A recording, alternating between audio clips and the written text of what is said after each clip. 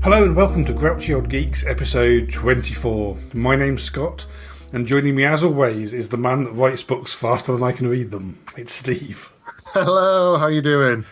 And I don't just mean your books, I mean just books. In general. Just in general. Yes. It's true. I'm very busy working on novels, yes. Mm-hmm. So, what's been happening in the world of geeks this month? So, I'll be honest, as I was confessing just before we started broadcasting, I've been slightly lazy lately. Haven't looked up much news, but one thing, or one of several things that I did want to mention, is Lost in Space, the new TV series, has come to Netflix. It came out Friday, I think. Yeah, last week, yeah. Yeah, have you had a chance to watch any of it? I've watched the first episode so far, and that's it. I haven't got round to any more. Right, how have you found it? It's okay. It's a little slow. It's very family-friendly, I would say. Yeah. But so far, I'm enjoying it. I think it's 10 episodes. So it looks great. It's got an interesting couple of twists. There's a great cameo in that first episode. Oh, yeah. How many have you seen so far? I've seen the first 3, and I'm really enjoying it. I think it improves. I think it's steadily improved. Okay. So episode 1, like always, is introducing some of the characters. We don't get any interactions between... the big famous interaction in the original show was Dr. Smith and Will Robinson. Yeah. And we don't get that in the first episode just because we're kind of like, dripping in there. I think bearing in mind, and like you just said, that I'm not the target audience, I'm really enjoying it. But I said to...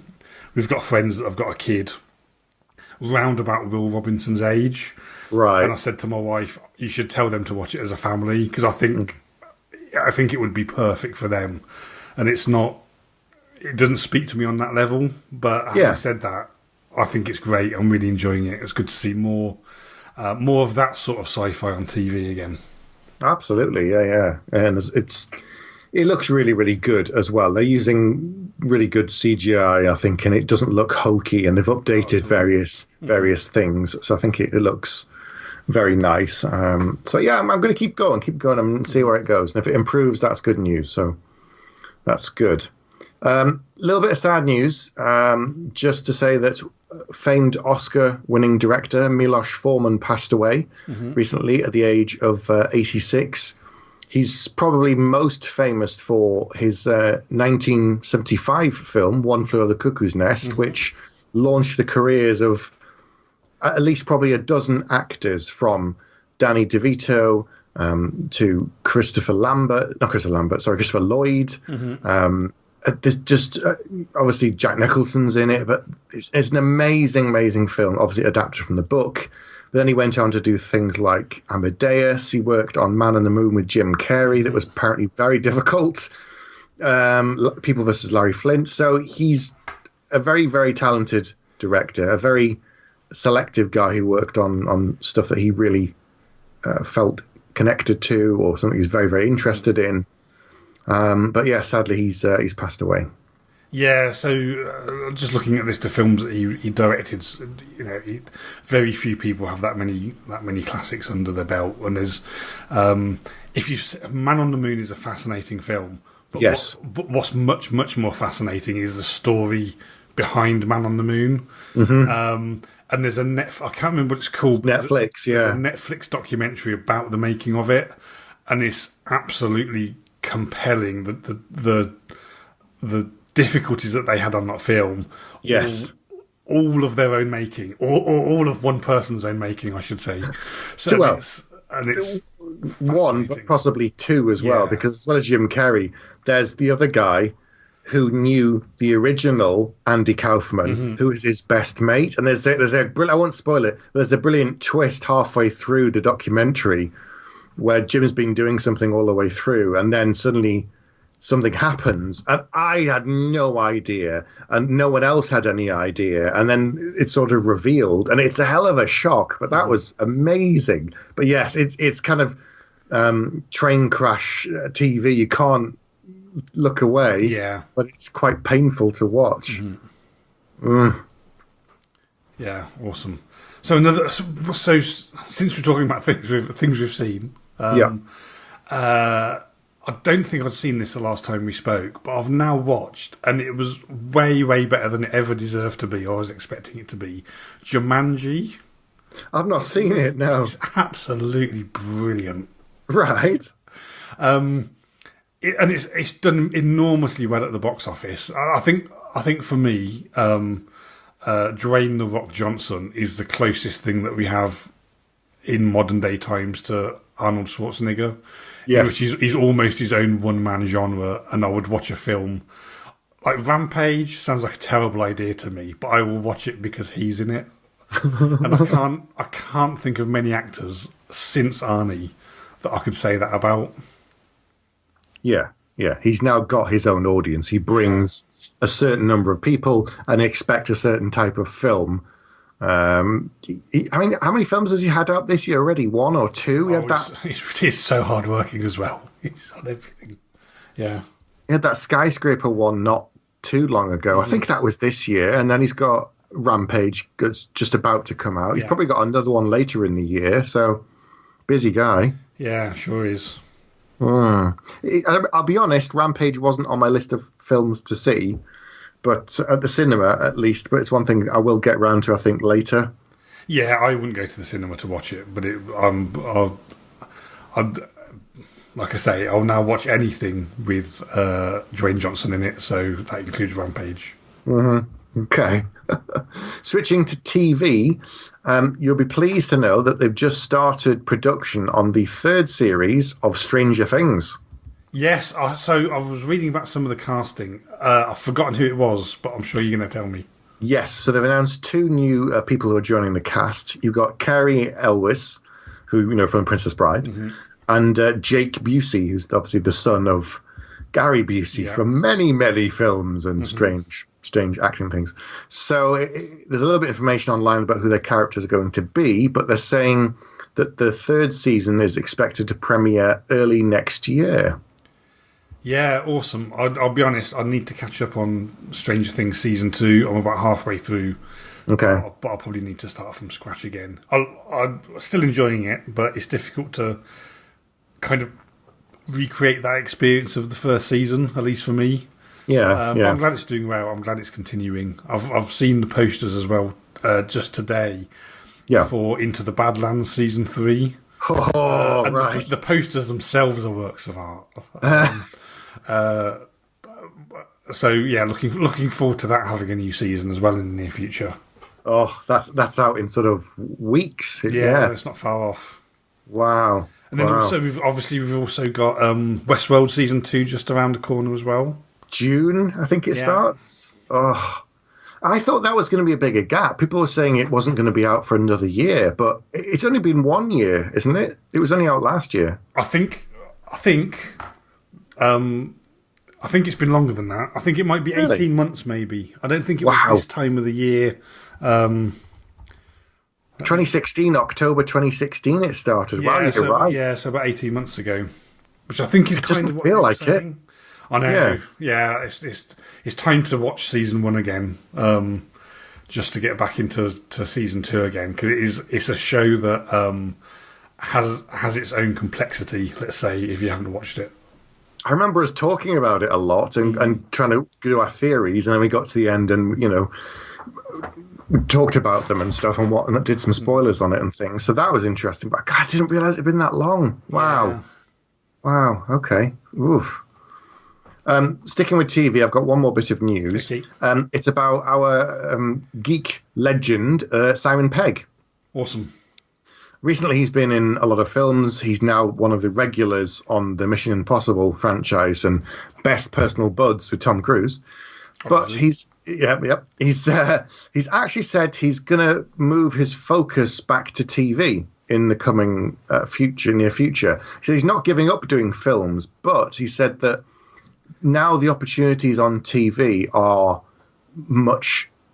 very, very different compared to when he started out on doing. And also, films have now changed. That there isn't really a space for a mid-budget movie, which is what things like Hot Fuzz and Shaun of the Dead were, and that kind of thing. So I think he just wants to have a bit more freedom and be able to make the kind of thing that he wants. And TV's now so diverse, and there's so many more places he could go with a show. And so he's teaming up again with Nick Frost on something. Brilliant. Yeah, it's about time they got back together. Yes, because he's busy on Into the Badlands, Nick Frost. Mm-hmm.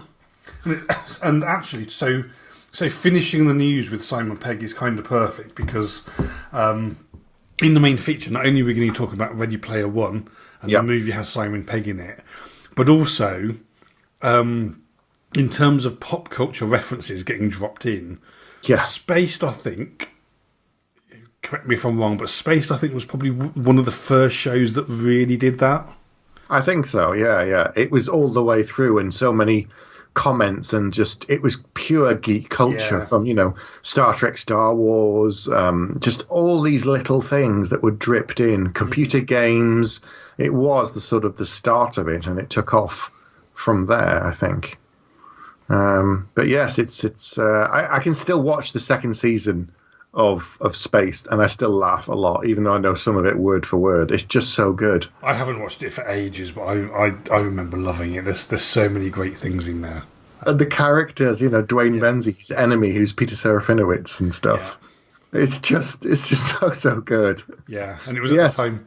It was at the time before it was being made, just as the Phantom Menace was about to come out, and Peter Serafinowicz is in it, and also is the voice of Darth Maul, and he gets him to do the Darth Maul voice in the TV show. But at the time of doing the TV show, nobody had seen the film, and actually knowing that kind of history behind it is really interesting as well. All the sort of things that were going on around in the late 90s. Yeah, all the lines that he got to kind of say similar things the way that Darth Maul did. It was very, very good.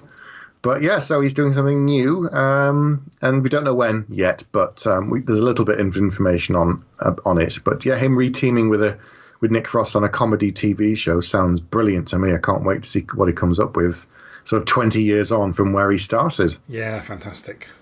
Right, do you have any more news? No, that's it for me. Okay.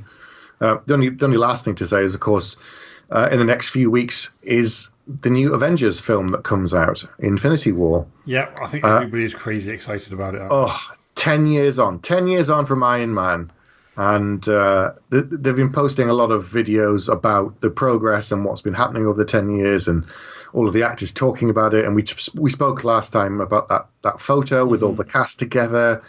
But I don't think there's anything. They're saying I don't think there's been anything like this in cinema. This level of a franchise, this many actors combined in one overarching story. It's never been done to this level before. I know, it's just like, this is going to sound really boring, but it's an incredible feat of project management. Like that's the thing that I look at when I look at these things. I enjoy the movies, but I think how are you getting all these people together and scheduling all of these different movies?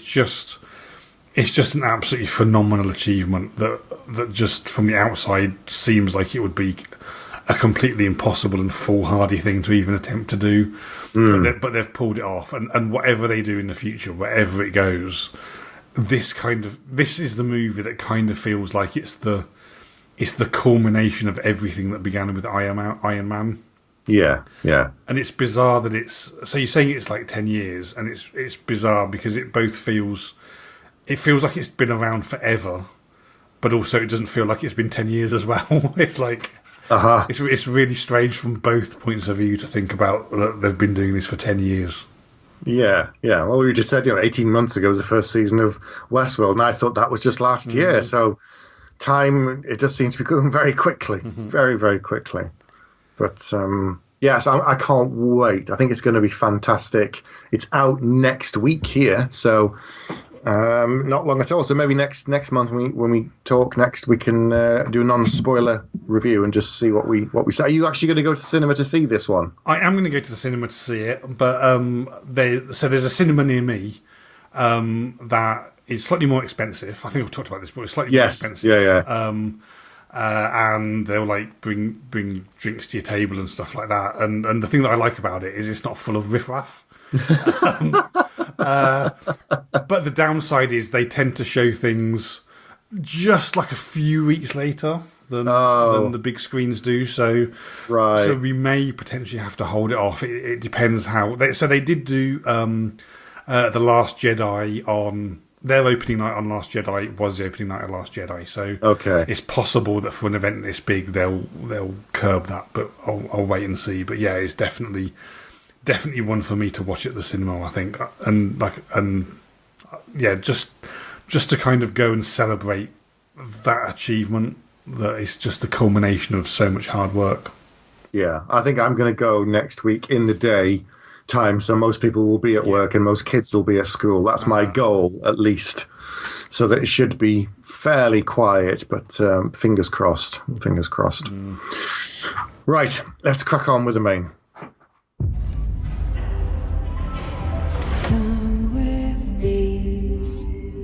This is the Oasis. It's a place where the limits of reality are your own imagination. People come to the Oasis for all the things they can do, but they stay because of all the things they can be. I'm here talking to all of you now because our future's being threatened. Go, go, go! I just came here to escape, but I found something much bigger than myself. I found my friends. Oh, see? I found love. And now, people have lost their lives. No. This is war. For control of the future. Find him. Welcome to the rebellion, Wade.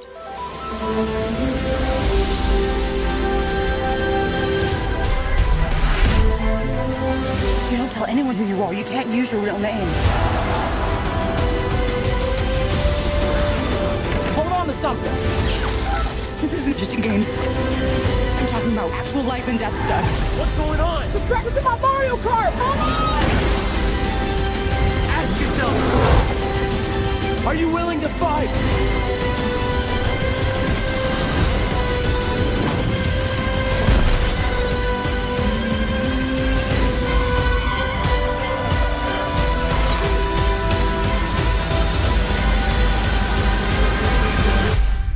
Welcome back. For our main feature, we're going to be talking about the film Ready Player One and also the novel. So there'll be some spoilers if you've not seen the film or read the book. And we're just going to talk about what we thought of the book, the film, the differences. And this is all based on the novel from 2011, written by Ernest Cline. Yeah, so tell me just starting out before, and we'll get onto the film, and there's some very interesting differences that I think are understandable, but yeah, we'll get onto that. So tell me first of all when you came across the book and what you thought of it. So I was aware of it. I've been aware of it for about 4 or 5 years, and it's something that I kept hearing people talk about, saying that it's very kind of geek-centric, it's very 90s and 80s focused, there's a lot of gaming references and pop culture references, and I'm thinking, it sounds good, it's something that's right up my street. I never got around to reading it. I don't know why. It was just because there's so much to read, perhaps. And then a friend last year mentioned that he had a copy and he lent it to me, and I knew that the film at that point was in production, so I thought, right, I need to read the book before I see the film, because you can't do it the other way. I'm so glad that I did read the book first. So yeah, I've only read it fairly recently for the first time, and then I saw the film about 2 or 3 weeks ago. What about you? Had you read the book, and when did you come across it? So I listened to the audiobook, the unabridged audiobook, which is made all the better because it's read by Will Wheaton himself. Of course, somebody who's referenced in the book, which must have been strange for Will Wheaton to read. He's basically the head of the internet in the future, and so I hadn't been aware of the book until the film was announced. It wasn't something that was particularly on my radar. I hadn't heard much about it. My wife had read it, and she was like, and as soon as I think I mentioned the film to her, she's like, "Oh, I've read it. You should definitely read it. It's really, really good." And I kind of didn't get around to reading it, and then you were like, "Oh no, you should read it. It's really, really good." And then obviously I went straight out and started listening to the audiobook. and it's very bizarre in the sense that its genre is clearly young adult fiction, but it's young adult fiction aimed at men in their early 40s, which is a very strange combination if you think about it. Because the thing that I've really enjoyed it. I really enjoyed the story. There's almost nothing negative that I can say about the book. Right. I absolutely loved all of the pop culture references. But if I was 25 years younger, which is kind of where the tone of the book is pitched, I wouldn't have understood any of these pop culture references, I don't think. So it's a really bizarre combination of... It's difficult to know who exactly it's aimed at. But clearly the book did well, and I loved it. I loved, spotting all of these references. I loved the story. I thought it was an interesting commentary of where society is going in some ways, like people living their lives online. And I just thought it was fantastic. It was just. For me, it was just pure fun and pure escapism. And I just thought it was an absolutely brilliant book. Mm. So people describe this book as a literary role-playing game. Yeah.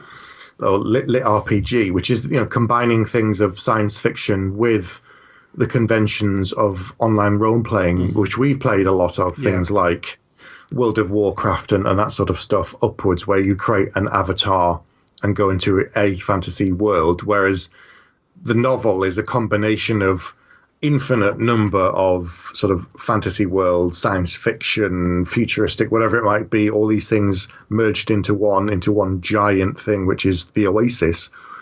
And yes, I think it's very telling that we're all spending a lot more time online. We're all sort of communicating a lot more through the internet, and the Oasis and other novels. Have you ever read something like Otherland by Tad Williams?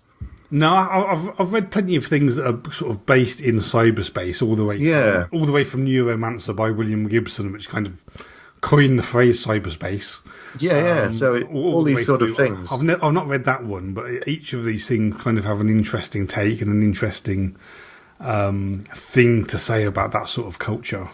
But this one was very, very particular in that it was focused on the 80s, and particularly the 80s, but also a little bit the 90s and all of the old computer games. It was interesting because it had very archaic technology by terms of today's standards in terms of computer games, and yet that was the focus within this very advanced Oasis system, which is a sort of VR thing.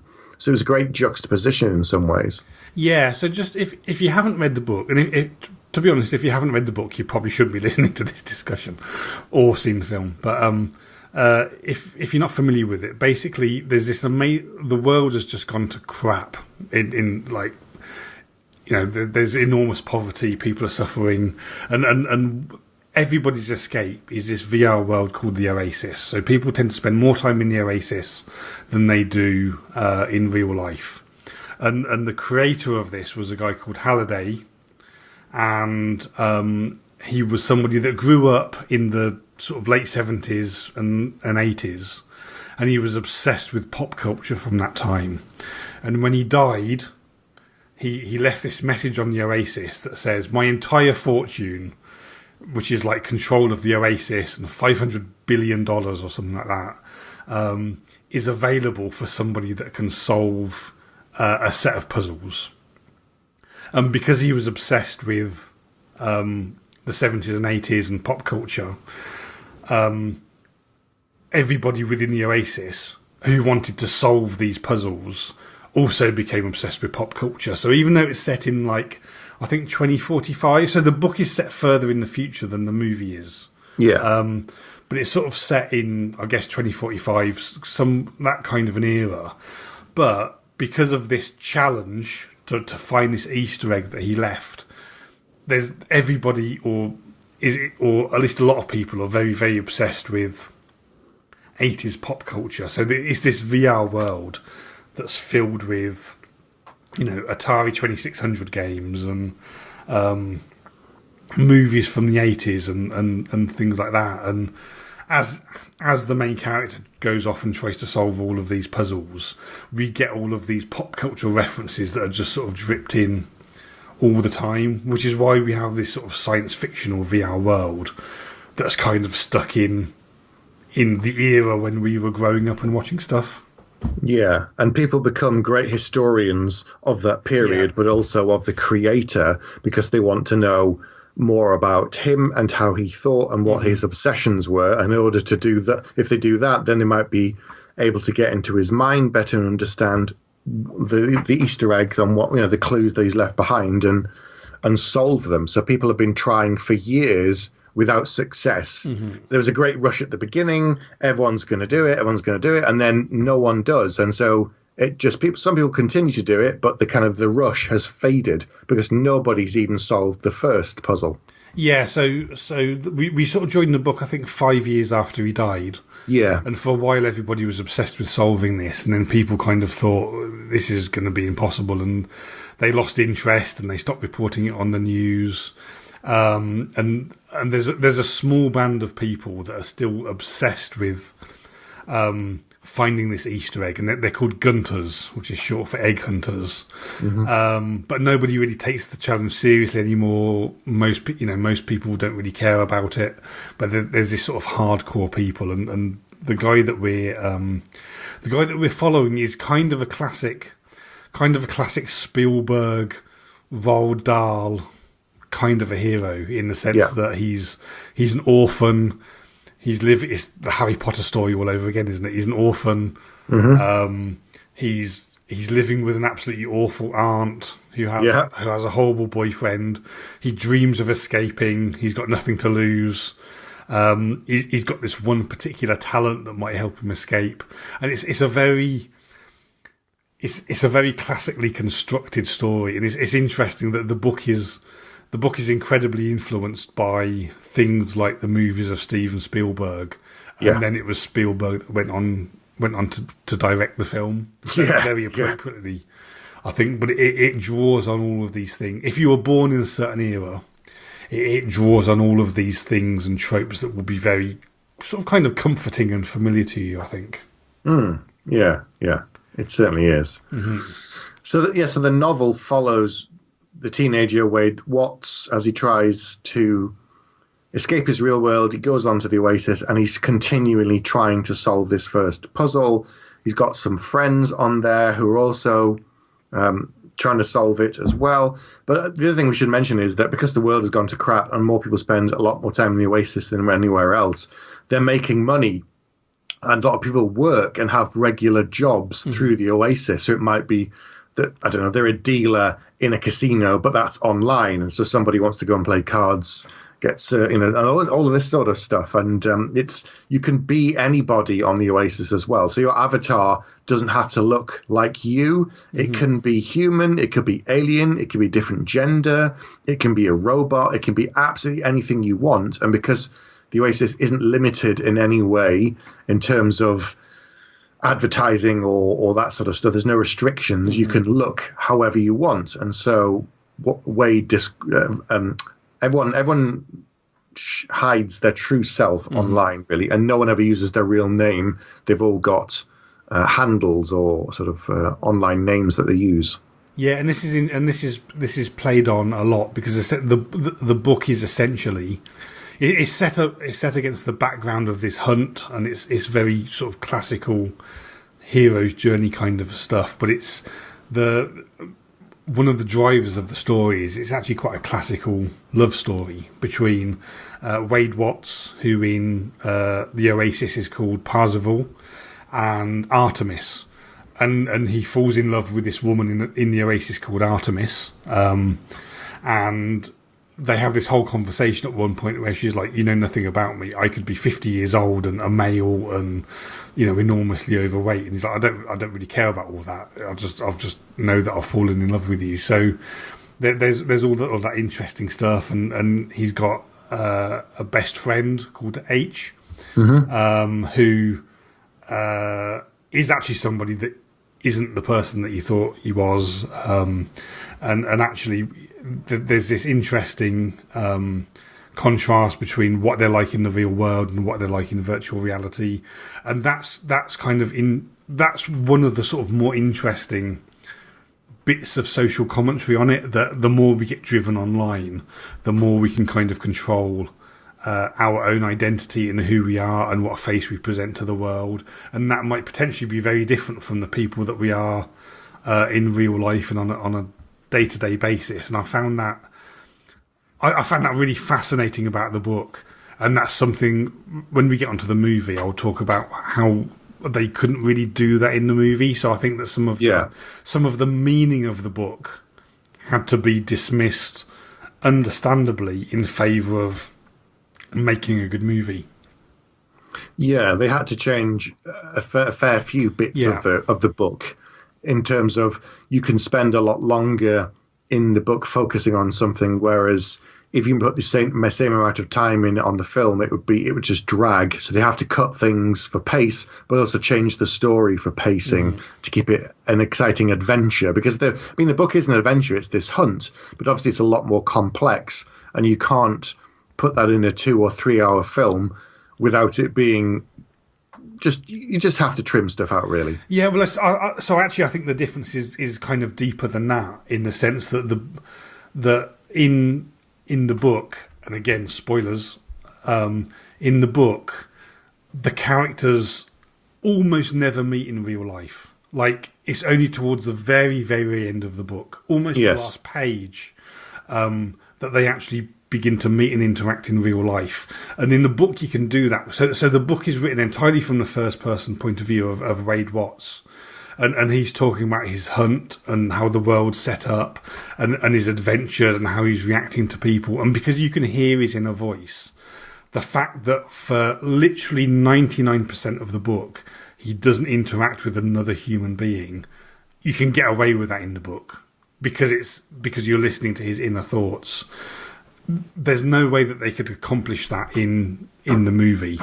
So actually, in the movie, all of these characters that you see, so Parzival, Artemis, H, Shito, and Doto, they all just happen to live in the same place, and they all meet up relatively early in the film, because it's very difficult to do a film where the main character doesn't interact with anybody for the vast majority of it, which is what happens in the book. So I think they had to change that for the movie, and I think they had to change that for understandable reasons. But kind of this whole idea of people living their lives online and you can be who you want to be is diminished a little bit for understandable reasons in the movie. Yeah, the shock and awe and surprise that you get from the book is definitely reduced in the film. It's more of a kind of, oh, okay, and then they carry on with the story, whereas in the book it's a bit of a landmark moment, and as you said, it's in the very, very latter part of the book. I mean, they could have made the whole thing closer to the book in terms of they've never met until the end, but it would have been, well, almost all of the film would therefore have been CGI, because obviously when in the film they're in the Oasis, they're not completely human characters because they're avatars. They can be anything. So that's obviously almost all of it would be CGI, and the whole film would have been like that. So it's not even a case of, in the Matrix films, when they're in the Matrix, it's still Keanu Reeves walking around, and it's still, they don't look like that. So the whole film would have almost been like an animated film, except for a bit at the beginning, at the end. And I guess Spielberg didn't want to do that kind of a film, so they've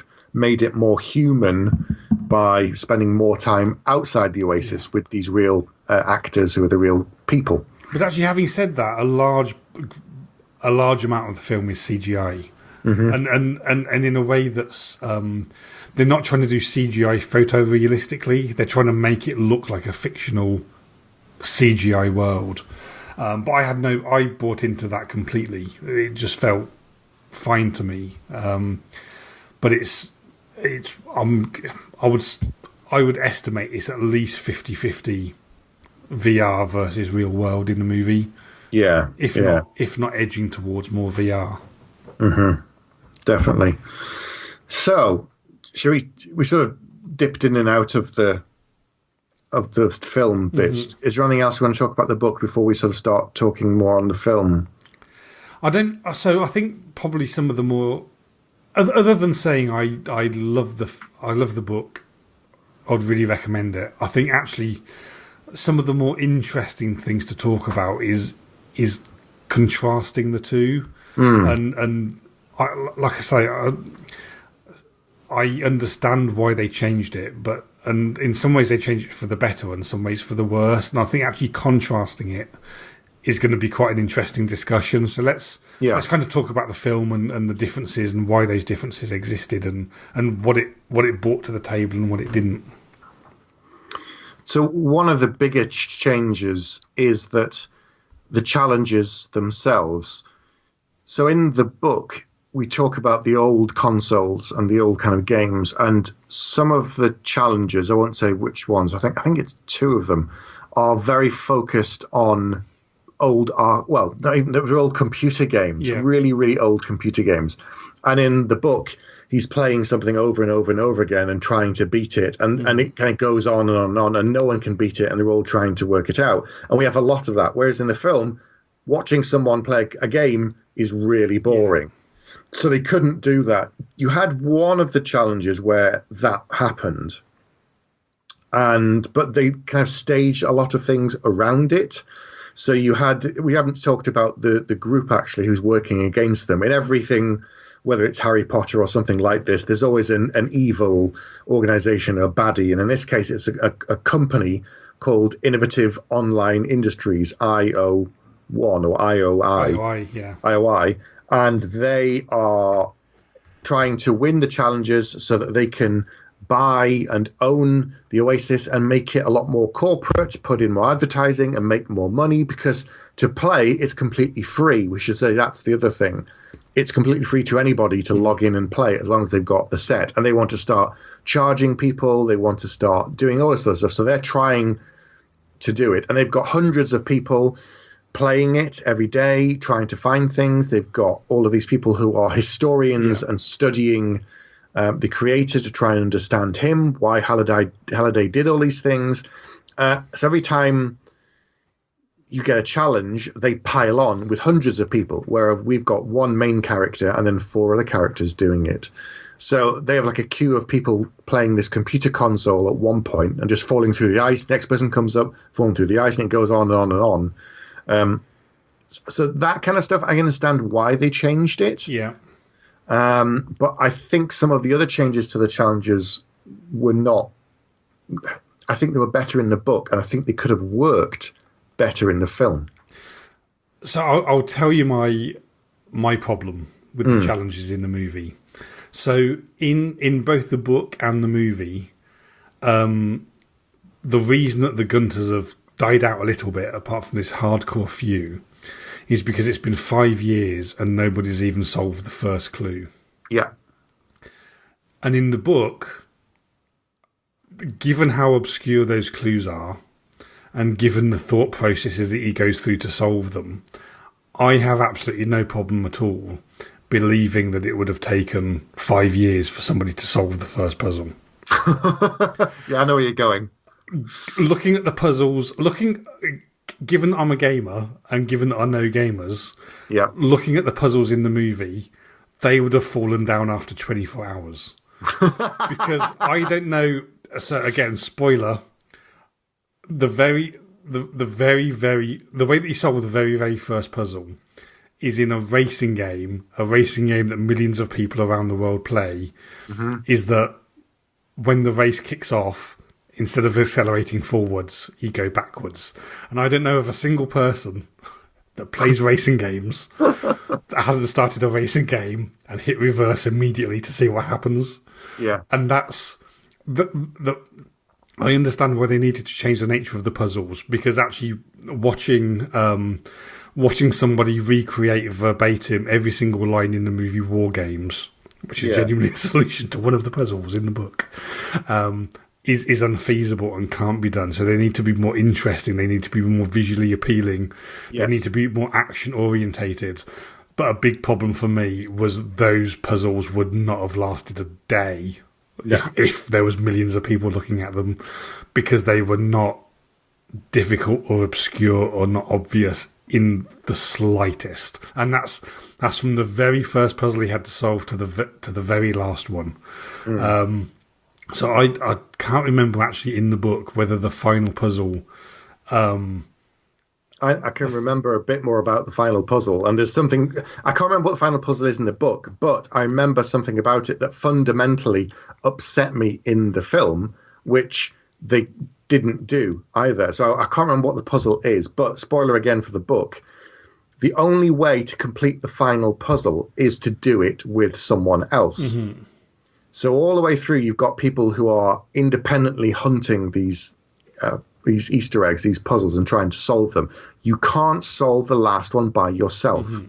You need two people with the final key to turn it simultaneously in opposite directions in order to do it. Now, in the film, they try to get around that by sort of showing that the other characters have sacrificed themselves so that Wade can get there and do it, and he's the hero of the film and of the book, and therefore it sort of makes sense. But the way that they did it didn't work for me. I felt that all the way through he's been, him and Artemis have been dancing around each other, and they finally sort of admit their feelings for each other, and then he gets the final thing and says, look, I wouldn't have got this far without her and my friends. I can't do this without you. I won't do this without you. And so he, the two of them solve the final puzzle. That's how they do it. They both turn the key. Whereas in the film, they've all got knocked off essentially one by one until he gets there, and then he just turns the key. And I thought, you've just kind of robbed some of the thing of that. It can't be about self. It can't be about one person, and it can't be, it has to be about sacrifice, it has to be about teamwork, and they've just taken the kind of the sacrifice aspect of it and ignored the rest. Yeah, and I think that's kind of the shame. That actually, I understand why they made every single decision that they made, and Ernest Cline was involved in the creative process for the movie. Yeah, but I think to some extent, and again, I understand why they did this, but to some extent, with the movie, they threw the baby out with the bathwater. In that, not only did they change it for reasons of narrative and pacing, which I understand, they changed it to such a degree that I think kind of part of the message of the book was lost. And became altered. Yeah, which is a shame, because I think really what you want to try and do is preserve the spirit and the feeling of something when you go from one medium to another. And I'm not saying that I know how they could have accomplished that, but they kind of kept the shallower aspects of the book and had to sacrifice some of the deepness of the story a little bit. And like you say, part of that was the. So they kind of tried to keep that, but they in the movie, but they changed the peril from being and the idea of working together from being within the VR environment in the book to the real world environment, because they turned it into a kind of ridiculous car chase a little bit. Yeah. And again, as somebody that's played lots of computer games and is particularly interested in retro computer games, I worked out the solution to the puzzle of the very last puzzle immediately because it's such a famous game, and the fact that there's an Easter egg in it is so famous, and I just saw them failing time after time after time, and I thought I know what the solution to this is. And the fact that hundreds of people are attempting this and failing just didn't ring true to me. And I'm not saying that everybody's such a mega nerd, but in IOI, and they show you a team of like 200 people that are like trying to find exactly what the thing is, and it just didn't. Yeah, those puzzles would have just toppled, and I appreciate why they changed them, but still make it believable that it took a long time to solve them, because a gamers would have nailed it instantly. The second puzzle in the film was quite interesting, in that it was The Shining. They had to re-enter the film of The Shining, and it looked great. It was really, really clever and really well done. The fact that they recreated all sorts of bits from the film from the Shining film in this film. So that was really good. And I like the fact that Wade was such a giant nerd and he just kept going to the archives and rewatching bits over and over again. And it was that gave him the clue. But there again, surely, as you said, everyone would have done that. Everyone would have scrutinized every bit of his life and found that. But apparently no one did. So I did love the Shining stuff, though. I thought it was awesome. I just loved... They recreated that perfectly. It was extraordinary how they did that. And that sequence was probably, I think, my favourite part of the film. Yeah. And I thought it was done great. And actually, another thing I think the movie can do, that the movie managed to do better than the book, is pop culture references. Because in the book, because if you're writing a book, you have to lay out everything explicitly. It becomes very difficult to effortlessly drop a pop culture reference in there. Yeah, like in the book, it has to be. I can't remember. I jump in my car, which is a 1980s DeLorean that's based on the movie Back to the Future that came out in 1980. Like every single cultural reference that he drops into the book has to be explained in kind of excruciating detail, and it takes sort of the naturalness of the pop culture references out of it a little bit. Like Ernest Cline does it really well, but he just has to mention every single cultural reference has to be explicitly dropped in there. Yeah, and that it forces him to labour the point in the book, whereas obviously in the movie he jumps into his DeLorean. And there's no talk about Back to the Future or that it's a DeLorean or it's a time machine. And they mention and they show in the huge battle sequence there's characters from Overwatch and there's He-Man and you can have 20 Halo. You can have 20 of these of these pop culture geek gaming references in the movie and never ever have to draw attention to them. And if you see them, and it's great. And if you don't, then you don't lose anything by not seeing them. But actually, the fact that you can do this stuff visually without ever having to go, "Hey, look over here, this is a pop culture reference," means you can drop they did it so much better in the movie because the movie can do it in such a way that doesn't have to flag every single little thing that you do. And that was done brilliantly. And it was such a joy to watch, just to spot all of these little things that were never flagged, never pointed to. Like, I love the Shining sequence, but they made a big point of that it was a Shining sequence because they had to.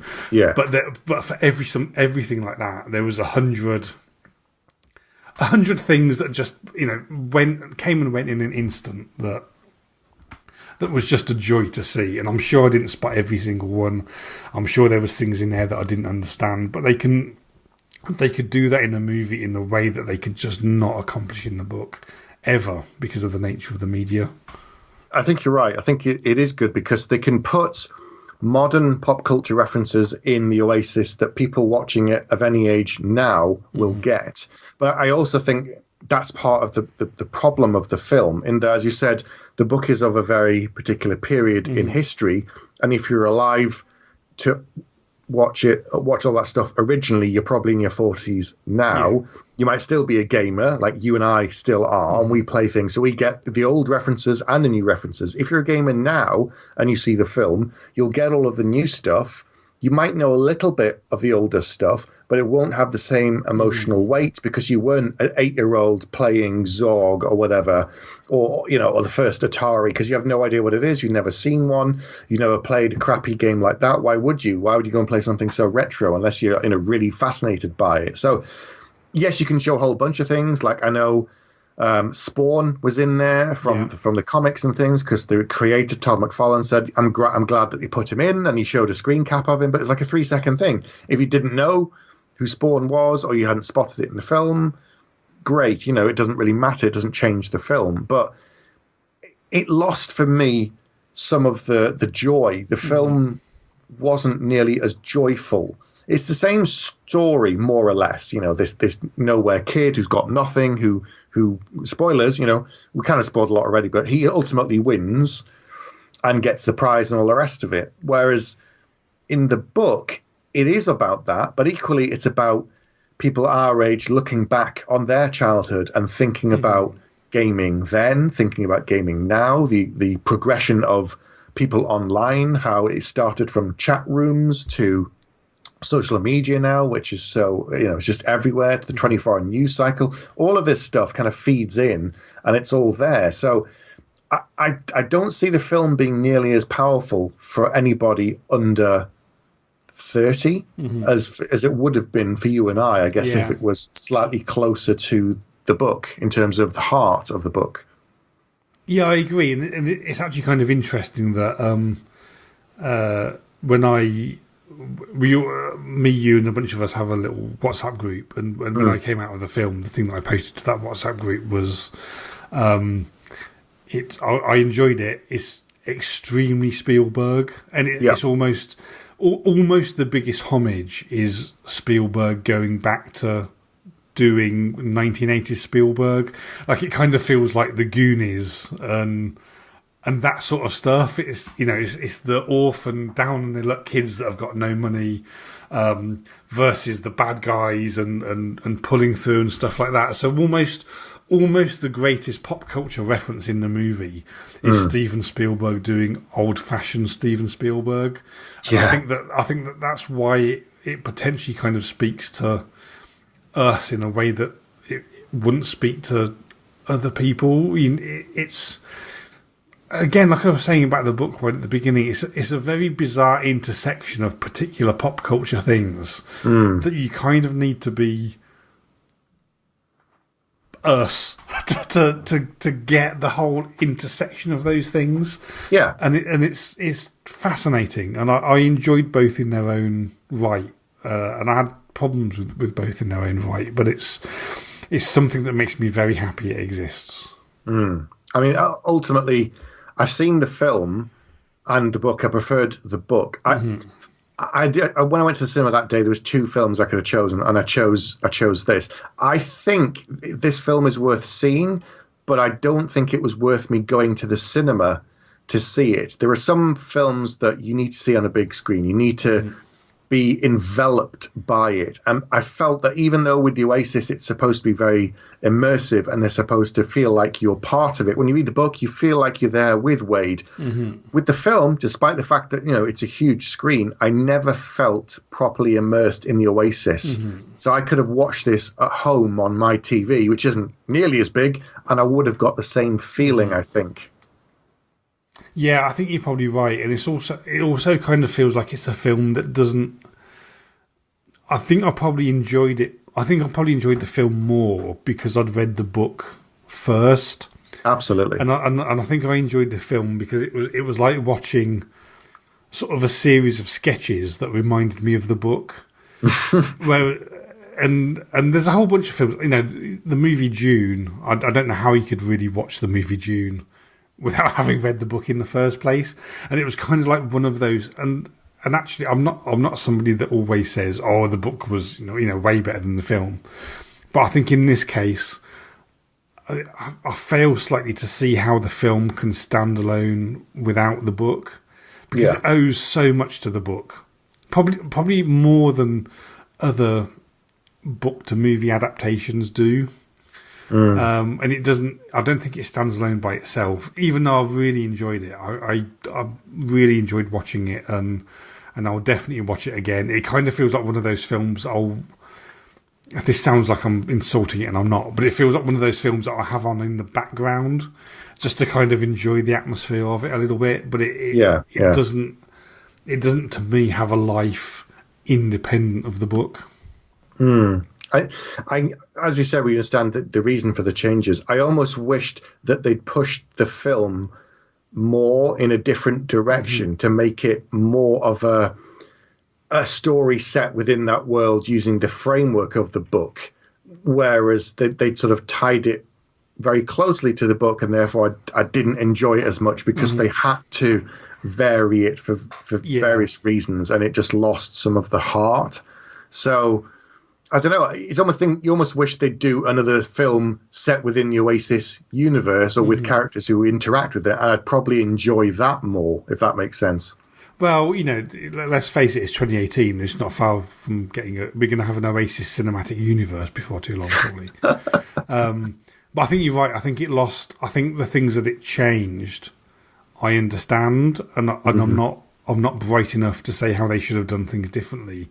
But they lost in changing those things, which they did have to change. It lost the heart and soul of the book, which was about these people can form lasting and meaningful relationships without ever having met each other. Yeah. And humanity has kind of shifted into this virtual world, which is a really interesting thing about life nowadays. Me and you, I would class us as very good friends, but we probably meet twice a year if we're lucky. Probably, yeah.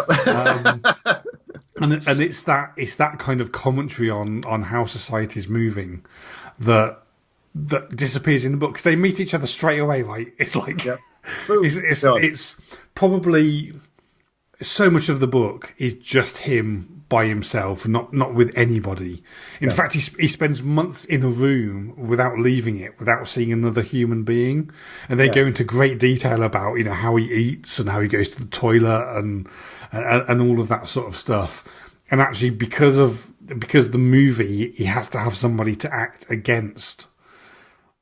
He's just constantly with people all the time, and that's where, if there is a heart and soul to the book and a meaning to the book, that's where it gets watered down to the point where the book loses its meaning. And if, like, the book itself, it reminds me of things like Eastern Standard Tribe by Cory Doctorow, which was about online communities of people. And this isn't about an online community of people, because you've got this global phenomenon where everybody's plugged into the Oasis, and it just so happens that all of our main characters live within 2 miles of each other or something absolutely crazy like that.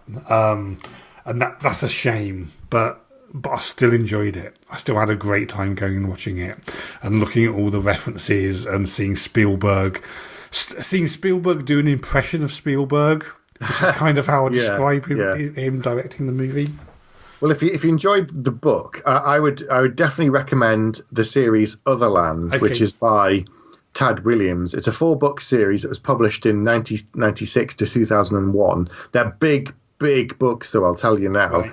And it's a similar sort of thing where technology has advanced to the point where there's this enormous virtual reality world that's all combined, and there's lots of different versions. There's futuristic ones, there's Lord of the Rings type barbarian ones and warriors and the rest of it, and it's following a group of people online that get tangled up in something. It's a much larger kind of conspiracy, and there's a much more intricate story, given that it's 4 books and they're all about 700 or 800 pages long, and it's more on the sort of structure of something like the Iliad, in that they're going on an epic adventure set within this world. Nice. So it's not puzzles, it's not pop culture references, it's a vast fantasy world type thing that they go on, and then they might fall through a portal and end up on a I don't know, like on a space station, but it's still within this thing. It's not a spoiler to say that basically the characters are trapped in there, they can't get out. But they have to go on this quest thing whilst they're in there, and sort it before their bodies die in the real world. And that's a bit of it, what it's about. But and they jump around through time, because there again, they can go into a World War I world, or they could go here or there. And it is really, really good. So that's another book recommendation. Awesome. Yeah, thank you. Yeah, I'm looking for something new. That'll keep you busy for a little while. Awesome. So, have you seen Ready Player One? Have you read the book? Which do you prefer? Come on to the Facebook group and let us know, Grouchy or Geeks. As we say every episode, but I do mean this, that if you enjoyed this podcast and all of the others, then you can support us by going to patreon.com/ patreon.com/Geek Syndicate, and any patrons there help with the running costs of this show and all of the other podcasts on the network. Right, I guess that's it for this. Sorry, you always do that so well. Like, I'm just sitting here admiring your professionalism. Thank you. So, in the meantime, it's good night from me. And it's good night from him. Good night. Good night.